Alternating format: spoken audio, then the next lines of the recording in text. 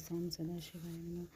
ब्रह्म अथ षष्ठो अध्याय, छठवां अध्याय, रुद्र संहिता षष्ठी खंड। ब्रह्मा जी बोले, हे ब्रह्मन, हे देव शिरोमणि, आप सदा समस्त जगत के उपकार में ही लगे रहते हैं। अपने लोगों के हित की कामना से यह बहुत उत्तम बात पूछी है, जिसके सुनने से संपूर्ण लोगों के समस्त पापों का क्षय हो जाता है। उस अनामय शिव तत्व का मैं आपसे वर्णन करता हूँ। शिव तत्व का स्वरूप बड़ा ही उत्कृष्ट और अद्भुत है, जिसे यथार्थ रूप से न मैं जान पाया हूँ, न विष्णु ही जान पाए हैं, न अन्य कोई दूसरा ही जान पाया है। जिस समय यह प्रलय काल हुआ, उस समय समस्त चराचर जगत नष्ट हो गया।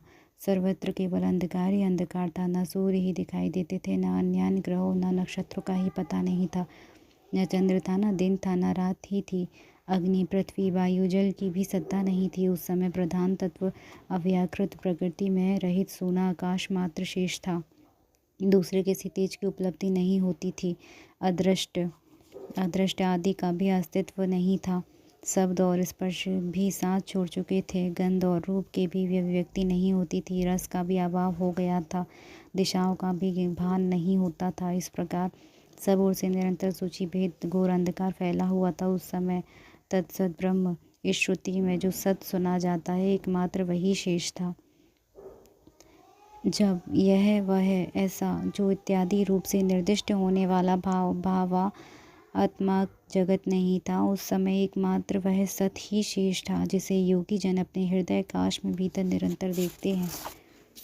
वह सतत्व मन का विषय नहीं है, वाणी की भी वहाँ तक पहुँच नहीं होती। वह नाम तथा रूप रंग से भी शून्य है। न स्थूल है, न कृश है, न ह्रस्व है, न दीर्घ है, न लघु है, न ही गुरु है। उसमें न कभी वृद्धि होती है, न ह्रास ही होता है। श्रुति भी उसके विषय में चकित भाव से है इतना ही कहती है, अर्थात उसकी सत्ता मात्र का ही निरूपण कर पाती है। उसका कोई विशेष विवरण देने में असमर्थ हो जाती है। वह सत्य, ज्ञान स्वरूप, आनंद, परमानंद में परम ज्योति स्वरूप, अप्रमेय, आधार रहित, निर्विकार, निराकार, निर्गुण, योगी गम्य, सर्वव्यापी, एक सबका एकमात्र कारण, निर्विकल्प, निरांभ, माया शून्य, उपद्रव रहित, अद्वितीय, अनादि, अनंत, संकोच, विकास से शून्य तथा चिन्मय है। जिस परम ब्रह्म के विषय में ज्ञान तथा अज्ञान से पूर्ण उक्तियों द्वारा इस प्रकार ऊपर बताए अनुसार विकल्प किए जाते हैं, उसने कुछ काल के बाद सृष्टि का समय आने पर द्वितीय होने की इच्छा प्रकट की। उसके भीतर एक से अनेक होने का संकल्प उदित हुआ। तब उस समय निराकार परमात्मा ने अपनी लीला शक्ति से अपने लिए मूर्ति आकार की कल्पना की। वह मूर्ति संपूर्ण ऐश्वर्य गुणों से संपन्न, सर्वज्ञानमयी, शुभ स्वरूपा, सर्वव्यापिनी, सर्वरूपा, सर्वदर्शिनी, सर्वकारिणी, सबकी एकमात्र वंदनीय, सर्वाधा, सब कुछ देने वाली और संपूर्ण संस्कृतियों का केंद्र थी। उस शुद्धि रूपिणी ईश्वर मूर्ति की कल्पना करके वह अद्वितीय, अनादि, अनंत, सर्व प्रकाशक, चिन्मय, सर्वव्यापी और अविनाशी परम ब्रह्म अंतर्हित हो गया। जो मूर्ति रहित परम ब्रह्म है, उसी की मूर्ति चिन्मय आकार भगवान सदाशिव है। अर्वाचीन और प्राचीन विद्वान उन्हीं को ईश्वर कहते हैं। उस समय एकाकी रहकर स्वेच्छानुसार विहार करने वाले उन सदाशिव ने अपने विग्रह से स्वयं ही एक स्वरूप भूता शक्ति की सृष्टि की, जो उसके अपने श्रीअंग से कभी अलग होने वाली नहीं थी। उस पराशक्ति को प्रधान प्रकृति, गुणवती, माया, बुद्धि तत्व की जननी तथा विकार रहित बताया गया है। वह शक्ति अंबिका कही गई है। उसी को प्रकृति, सर्वेश्वरी, त्रिदेव जननी, नित्या, मूल कारण भी कहते हैं। सदाशिव द्वारा प्रकट की गई उस शक्ति की 8 भुजाएं हैं। उस शुभ लक्षणा देवी के मुख की शोभा विचित्र है। वह अकेली ही अपने मुखमंडल में सदा पूर्णिमा के 1 सहस्त्र चंद्रमाओं की कांति धारण करती है। नाना प्रकार के आभूषण उसके श्री अंगों की शोभा बढ़ाते हैं। वह देवी नाना प्रकार की गतियों से संपन्न है और अनेक प्रकार के अस्त्र शस्त्र धारण करती है। उसके नेत्र खिले हुए कमल के समान जान पड़ते हैं। वह चिंतन्य तेज से जगमगाती रहती है। वह सबकी योनि है और सदा उत्तमशील रहती है।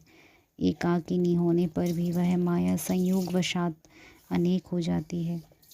वे जो सदाशिव हैं, उन्हें परम पुरुष ईश्वर शिव, शंभु, अनीश्वर कहते हैं। वे अपने मस्तक पर आकाश गंगा को धारण करते हैं। उसके भाल देश में चंद्रमा शोभा पाते हैं। उनके 5 मुख और प्रत्येक मुख में 3 नेत्र हैं। 5 मुख होने के कारण वे पंचमुख कहलाते हैं। उनका चित्त सदा प्रसन्न रहता है। वे 10 भुजाओं से युक्त और त्रिशूलधारी हैं। उनके श्रीअंगों की प्रभा कर्पूर के समान श्वेत गौड़ है। वे अपने सारे अंगों में भस्म रमाए रहते हैं। उन काल रूपी ब्रह्म ने एक ही समय शक्ति के साथ शिवलोक नामक क्षेत्र का निर्माण किया था। उस उत्तम क्षेत्र को ही काशी कहते हैं। वह परम निर्वाण या मोक्ष का स्थान है जो सबके ऊपर विराजमान है। ये प्रियतम रूप शक्ति और शिव जो परमानंद स्वरूप है उस मनोरम क्षेत्र में नित्य निवास करते हैं। वह काशीपुरी परमानंद स्वरूपिणी है। हे मुनि, शिव और शिवा ने प्रलय काल में भी कभी उस क्षेत्र में अपने सानिध्य से मुक्त नहीं किया है। इसीलिए विद्वान पुरुष उसे अविमुक्त क्षेत्र भी कहते हैं। वह क्षेत्र आनंद का हेतु है, इसीलिए पिनाकधारी शिव ने पहले उसका नाम आनंद वन रखा था। उसके बाद वह अविमुक्त के नाम से प्रसिद्ध हुआ। हे देवर्षि, एक समय उस आनंद वन में रमण करते हुए शिव के मन में यह इच्छा हुई कि किसी दूसरे पुरुष की सृष्टि भी करनी चाहिए।